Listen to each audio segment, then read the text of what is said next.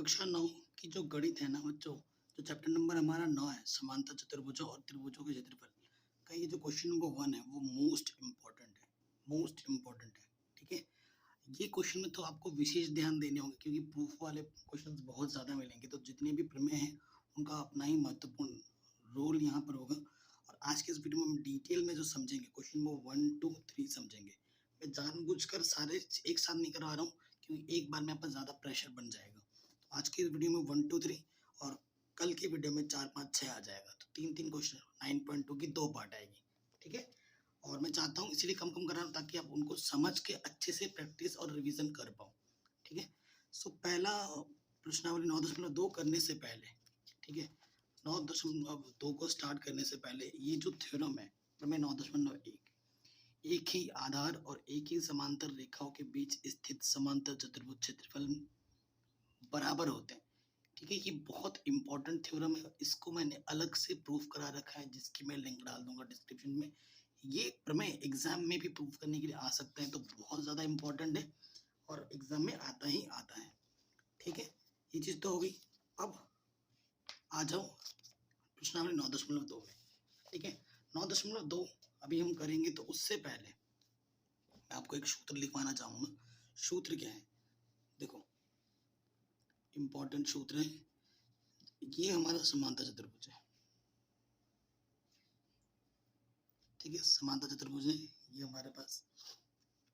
समांतर चतुर्भुज में ये भुजा इसके समांतर, ये भुजा इसके समांतर है।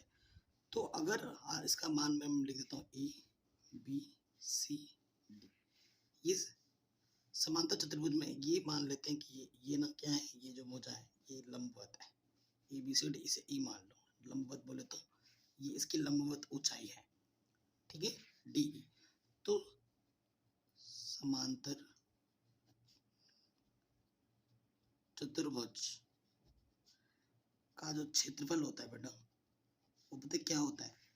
कोई भी एक आधार ले लो, इस ए बी आधार ले सकते हो, ठीक है? इसके हिसाब से ये ए बी आधार ले लिया मैंने, और इसकी जो लंबवत ऊंचाई है वो डी हो जाएगी, यानी कि आधार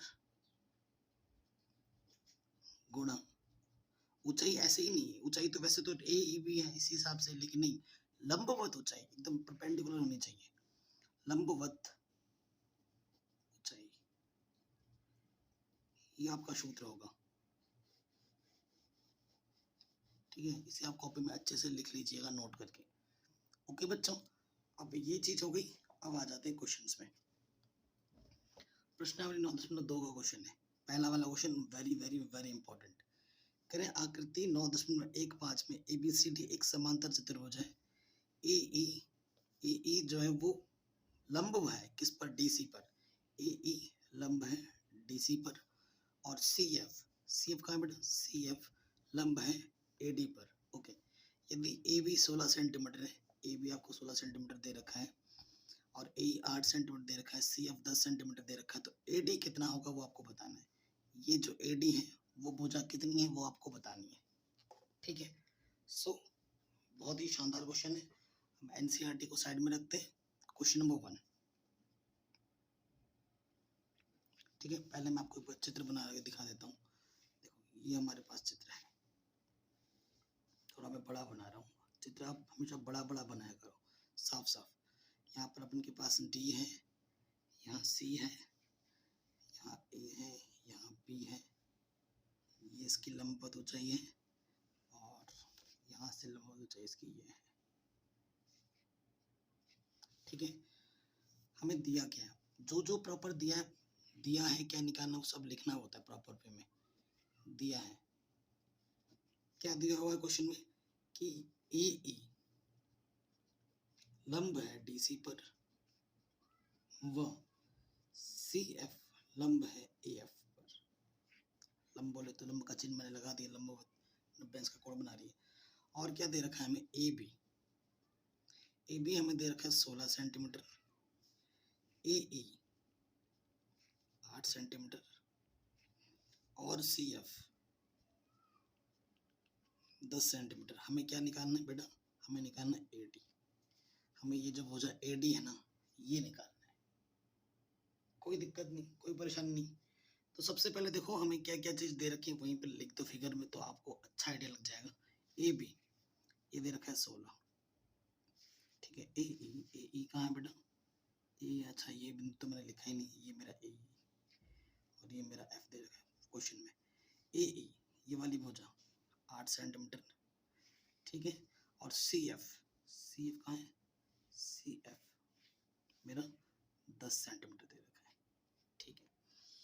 सो आपको पता है जो ये भुजा है वो ये भुजा होती है, और ये जो भुजा है और ये भुजा आपस में बराबर होती है, ठीक है ना।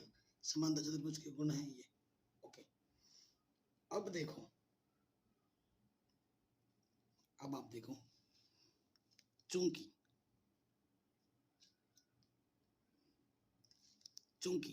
ए बी किसके बराबर होगा, लिख दो, सी डी के बराबर होगा, व ए डी किसके बराबर होगा, बी सी के बराबर होगा। ये गुण है, चूंकि करके लिख सकते हो या फिर लिख सकते हो समांतर चतुर्भुज के गुण से, प्रॉपर वे में, समांतर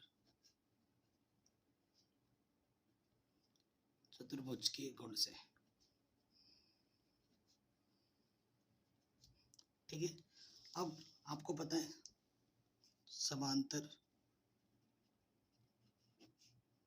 चतुर्भुज का क्षेत्रफल क्या होता है। देखो डीसी मेरे को पता है, क्योंकि अगर ये 16 है तो बेटा मेरा ये भी 16 सेंटीमीटर है। ये आधार पता है, ये लंबवत ऊंचाई पता है।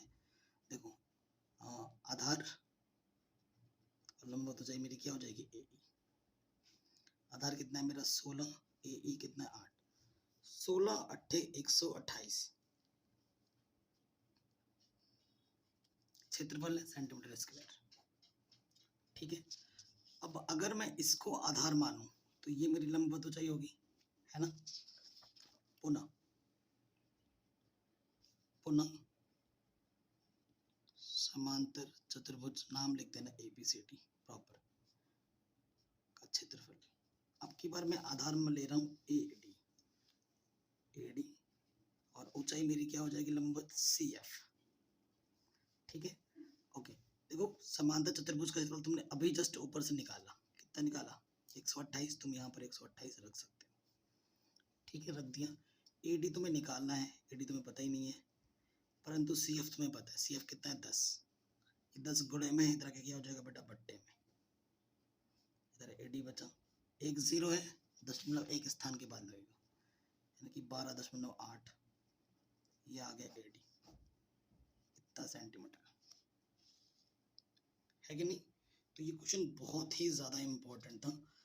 ये क्वेश्चन मैंने कई बार अर्धवार्षिक में, वार्षिक में, एग्जाम में आते हुए देखा, ठीक है। तो प्रैक्टिस करना, आप चीज़ों को आराम से कर लोगे, ठीक है बच्चों। आगे समझ में, अगर कोई भी डाउट हो तो मैं कहूँगा वीडियो को एक नहीं 2 बार देखना, तो ज़्यादा समझ में आ पाएगा। और एक बार पहली बार में देखो, दूसरी बार जब देखो तो लिखते हुए लिखो और समझते हुए देखो, ये टेक्निक अपनाया करो वीडियो देखने के लिए। क्वेश्चन नंबर 2 पे आ जाओ, ठीक है। क्वेश्चन नंबर 2 क्या बोल रहे हैं,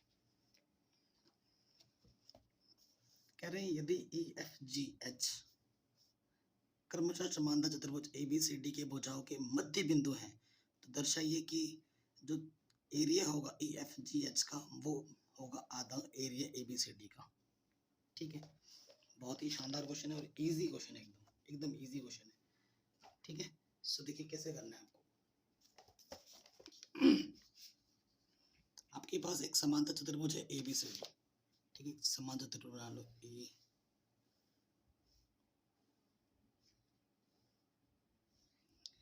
ये मेरा A, ये मेरा B, ये मेरा C, ये मेरा D। ये भुजा इसके बराबर होती है, ये भुजा इसके बराबर होती है, ठीक है। उसके बाद क्वेश्चन में बोल रखा है कि EFGH मध्य बिंदु है, ये मध्य बिंदु है E, ये मध्य बिंदु है F, ये मध्य बिंदु है G और ये मध्य बिंदु H। सिमेट्रिक वे में दे रखा है। E AB का मध्य बिंदु है, F BC का मध्य बिंदु है, G DC का मध्य बिंदु है, H AD का मध्य बिंदु है, ये हमें दे रखा है, ठीक है। तो कैसे लिखना है, देखो हमें क्वेश्चन में क्या बोला, सिद्ध करना है। हमें क्या सिद्ध करना है, यहाँ देखिए सिद्ध क्या करना है, हमें दे रखा है EFGH क्षेत्रफल जो हो, AR का मतलब होता है एरिया यानी कि क्षेत्रफल। EFGH का जो क्षेत्रफल होगा वो ABCD के आधे के बराबर होगा। जितना क्षेत्रफल ABCD का होगा ना उसके आधे के बराबर होगा। तो हमें सिद्ध क्या करना वो लिख देते हैं यहाँ पर, एरिया बोले तो क्षेत्रफल। देखो EFGH इन सबको मिला दो, E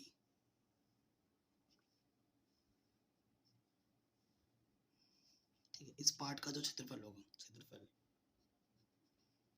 EFGH का जो क्षेत्रफल है वो बराबर होगा एरिया ABCD के आधे के बराबर। ये आपको सिद्ध करना है ना। देखो चूंकि EFGH मध्य बिंदु है कि नहीं, मध्य बिंदु बिल्कुल है। अगर ये मध्य बिंदु है तो देखो ए किसके बराबर होगा, EB के बराबर होगा। ए किसके बराबर होगा, EB के बराबर होगा। यानी कि ये दोनों जो चीज है AB के आधे के बराबर है। इतना आधा यानी कि AB का आधा है, A और EB दोनों। यहाँ मैं लिख सकता हूँ AB का आधा। ठीक है, जरूरत पड़ेगी तो ये चीज मैं उपयोग कर सकता हूँ। उसी तरीके से अगर यहाँ से देखो जो DG है और GC है वो आपस में बराबर है। ठीक है, DG और है ना GC ये किसके बराबर हो जाएंगे, CD के आधा। ठीक है, और आपको पता है ये भुजा इस भुजा के बराबर है। तो तुम अपनी सुविधा के लिए, चूंकि AB बराबर क्या होता है, DC होता है, तुम अपनी सुविधा के लिए इन चीजों को भी अपने अनुसार बराबर ले सकते हो। क्योंकि AB और DC बराबर है तो इसका मध्य बिंदु और इसका मध्य एक ही चीज को बता रहा है ना। पहले वाले क्वेश्चन में भी मैंने आपको बताया था। तो जहां जरूरत पड़ेगी मैं ऐसा कर सकता हूँ। अर्थात अगर मुझे जरूरत पड़ी, देखो मैं AE की जगह पर क्या ले सकता हूँ, DG ले सकता हूँ क्योंकि ये सब आपस में बराबर है। तो AE की जगह पर मैं लिख सकता हूँ DG जरूरत पड़े तो। और आपको पता है ये समांतर चतुर्भुज है तो ये भी AB भुजा DC की क्या होती है, समांतर होती है। और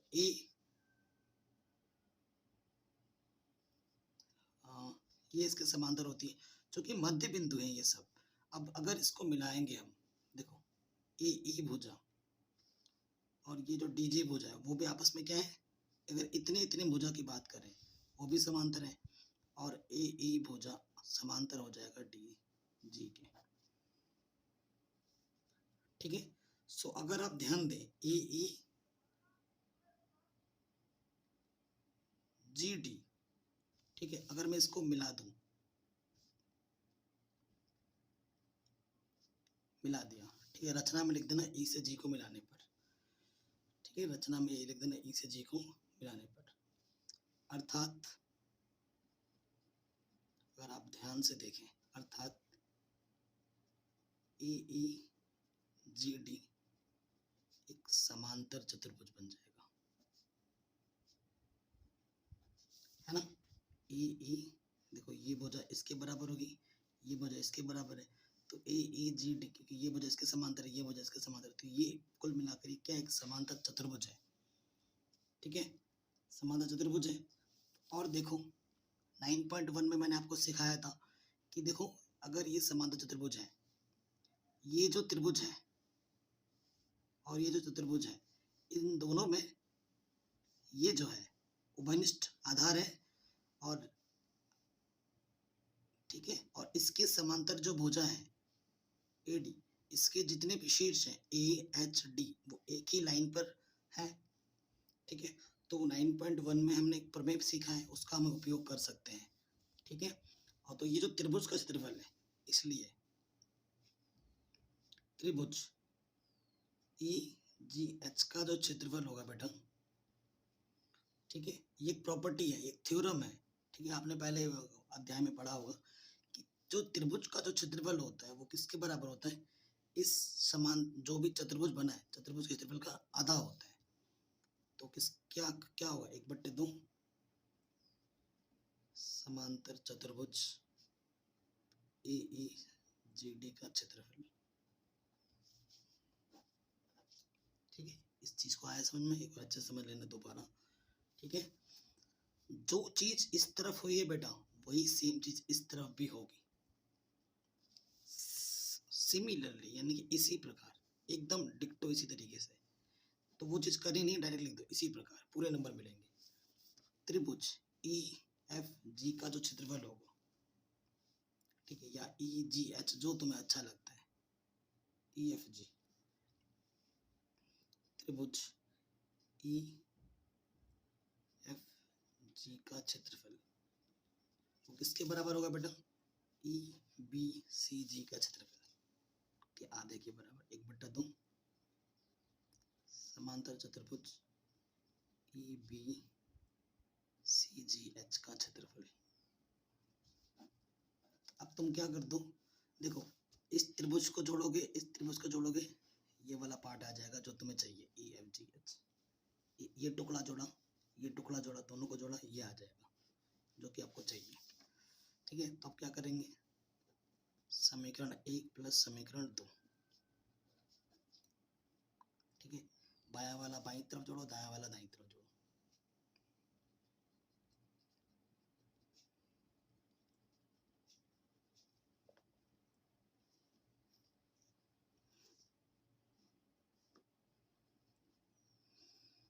ठीक है, देखो 1/2 यहाँ पर भी, 1/2 यहाँ पर भी है।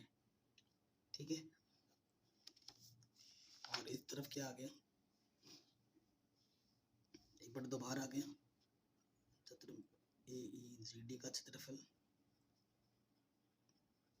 प्लस EBCG का क्षेत्रफल। ठीक है, समांतर चतुर्भुज है, ये ध्यान रखना। तो 1/2 आ गया। देखो इतना प्लस इतना किसके बराबर आएगा, इतने के बराबर आएगा, तो यहाँ लिख देंगे समांतर चतुर्भुज ABCD के बराबर हो जाएगा का क्षेत्रफल का आधा। और ये त्रिभुज और ये त्रिभुज, ये वाला त्रिभुज और ये वाला त्रिभुज मिलके बना देगा एक चतुर्भुज EFGH।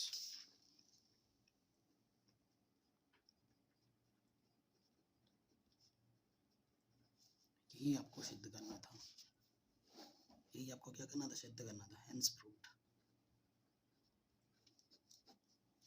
आशा करता हूँ आपको समझ में जरूर आ गया होगा। अगर थोड़ा सा भी दिक्कत है, दुविधा है, तो मैं आपसे रिक्वेस्ट करूंगा कि एक बार वीडियो को आप दोबारा से देखो।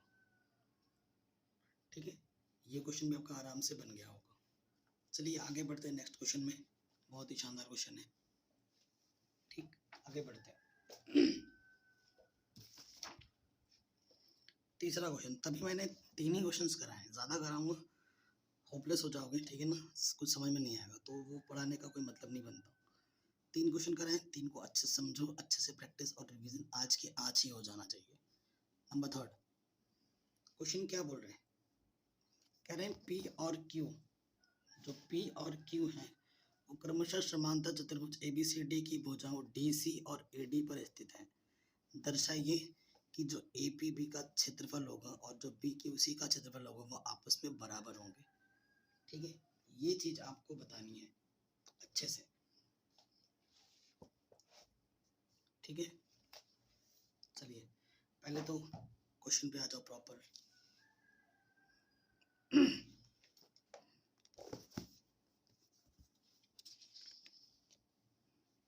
क्वेश्चन नंबर हमारा कितना है ये बेटा, तीसरा है। तो चतुर्भुज, पहले समांतर चतुर्भुज प्रॉपर बना लो।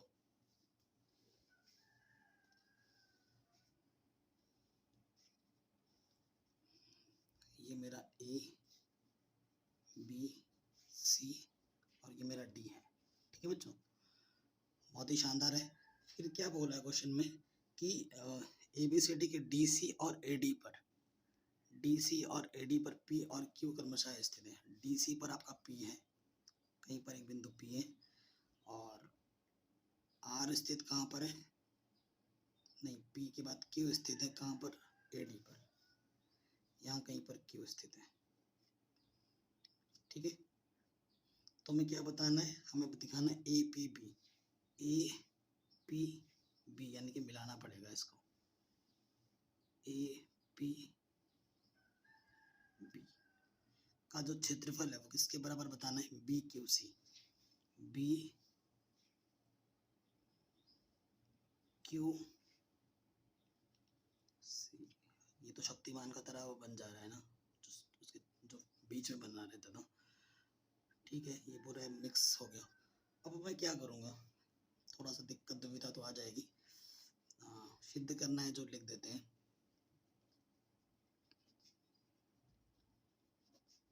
अच्छे से देखिएगा बच्चों, सिद्ध क्या करना है कि जो एरिया है ए पी बी का वो बराबर है एरिया बी क्यू सी के, ये हमें सिद्ध करना है। ठीक है, ये अपन को क्या करना है, सिद्ध करना है। अब जो हमारा ए बी सी डी वो तो समांतर चतुर्भुज है जिसमें ए बी और डी सी आपस में बराबर है, मतलब समांतर है, और इनके बीच की जो दूरी है, ठीक है, मैं क्या कर रहा हूँ देखो, चूंकि ए बी सी डी एक समांतर चतुर्भुज है, अगर समांतर चतुर्भुज का क्षेत्रफल निकालना है तो आपको लंबवत दूरी तो चाहिए ही चाहिए, और कोई भी आधार ले लो उसी के हिसाब से आपको लंबवत दूरी भी चाहिए। एबीसीडी एक समांतर चतुर्भुज है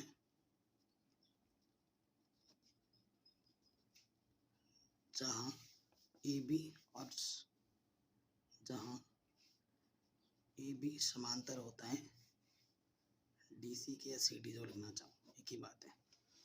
ठीक है, उसके बाद ये चीज हो गई।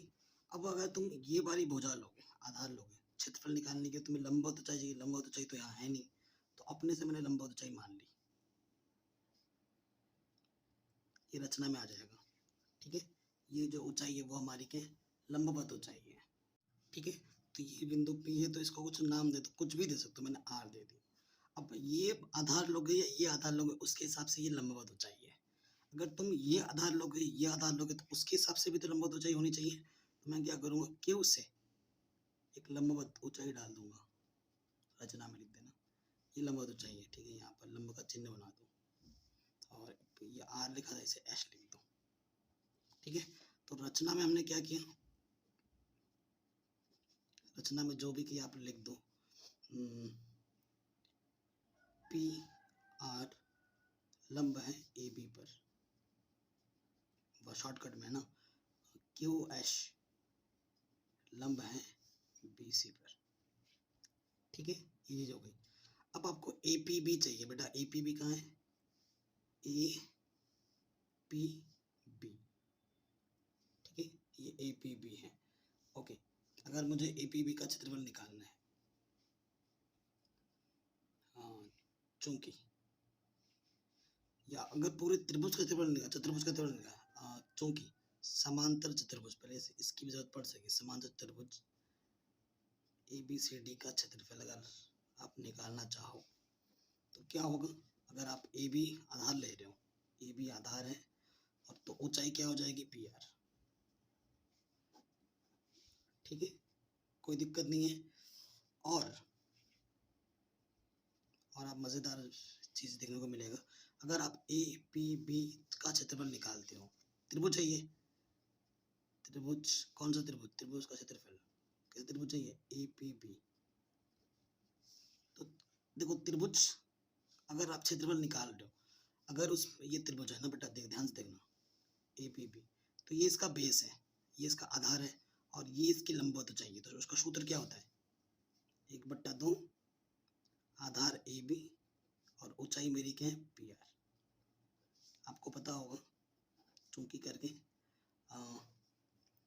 त्रिभुज का क्षेत्रफल का सूत्र क्या होता है, 1/2 आधार गुणा लंबवत ऊंचाई, ये आपने पढ़ा होगा पहले भी। ठीक है ना। अब आप अगर ध्यान से देखें, अगर आप ध्यान से देखें इन दोनों की अगर आप तुलना कर दें, ये किसके बराबर है, एबीसीडी का क्षेत्रफल है।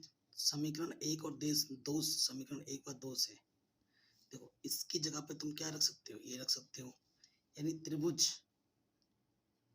एपीबी का जो क्षेत्रफल है ना बेटा, वो किसके बराबर है, 1/2 यहाँ पर है, और इसकी जगह तुम रख सकते हो ये 1/2 समांतर चतुर्भुज ABCD का क्षेत्रफल। इसको मैंने A बोल दिया, ठीक है। तुमने ये AP भी निकाल दिया, ठीक है। तुमने ये क्या निकाल दिया, AP भी निकाल दिया, ओके। अब देखो, क्योंकि तुम्हें इसको और इसको बराबर दिखाना है, AP की बात बन गई, BQC निकालते हैं। देखो पुनः फिर से देखो, ABCD का क्षेत्रफल। अब की बार अगर तुमने आधार अब की बार क्या ले लिया, BQC। अब की बार तुमने आधार BC ले लिया, आधार तुमने क्या ले लिया, BC, ठीक है। तो लंबवत ऊंचाई तुम्हें क्या लेनी पड़ेगी, QH, ठीक है, कोई दिक्कत नहीं है। वह त्रिभुज BQC का क्षेत्रफल, यहाँ से देखो BQC का क्षेत्रफल आधार और ये ऊंचाई हो जाएगी QH। सूत्र तो पता ही आपको, 1/2 आधार गुणा ऊंचाई। आधार आपका BC है और लंबवत ऊंचाई आपका QH है। इसकी जगह पे तुम क्या रख सकते हो, ABCD का क्षेत्रफल, समीकरण 3 व 4 से, ठीक है। त्रिभुज BQC का जो क्षेत्रफल है बेटा, वो 1/2, इसकी जगह पे क्या आ जाएगा, समांतर चतुर्भुज ABCD का क्षेत्रफल। देखो ये समीकरण A है, ये समीकरण B है, ये चीज और ये चीज बराबर है, डिट्टो बराबर है। 1/2 समांतर चतुर्भुज ABCD का क्षेत्रफल, 1/2 समांतर चतुर्भुज ABCD का क्षेत्रफल, ये चीज और ये चीज बराबर है। तुलना जब कर देंगे, इससे ये हटा, ये चीज इसके बराबर आ जाएगी, ठीक है। तो कह रहे समीकरण A व B की तुलना करने पर, ठीक है बेटा, तुलना जब कर दोगे तो ये चीज और ये चीज आपस में बराबर आ जाएगी, यानी कि एरिया APB यानी त्रिभुज ABP का क्षेत्रफल किसके बराबर आ जाएगा, त्रिभुज BQC। और यही हमें सिद्ध करना था, हेंस प्रूव्ड। आज के वीडियो में 3 ही क्वेश्चन करते हैं बच्चों। इन 3 क्वेश्चन को अच्छे से प्रैक्टिस करो, रिवीजन करो, ठीक है। उसके बाद और 3 हम करेंगे, तो 3 करके करेंगे, क्योंकि ज़्यादा सारा करवा दूंगा, एक तरफ से पढ़ोगे एक तरफ से भूल जाओगे, ऐसा बिल्कुल नहीं चाहता मैं। प्लीज़ प्रॉपर रिवीजन करो, इसको अच्छे से समझो, 3 क्वेश्चन की प्रैक्टिस रिवीजन अच्छे से कर लेना।